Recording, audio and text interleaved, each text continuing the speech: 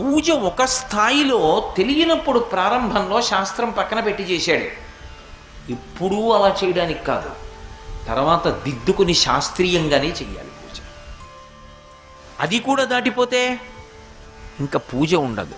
తనలో తాను రమిస్తూ ఇక్కడే సోహం భావేన పూజయేత్, అంతర్ముఖ సమారాధ్యా బహిర్ముఖ సుదుర్లభ, అంతటా భగవంతుణ్ణే చూస్తాడు.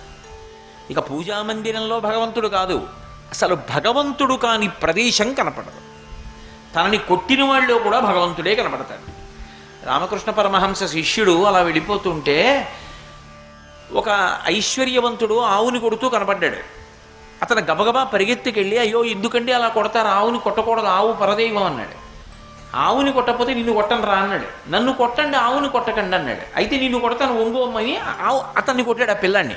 బ్రహ్మచారి పాపం స్పృహ తప్పి పడిపోయాడు.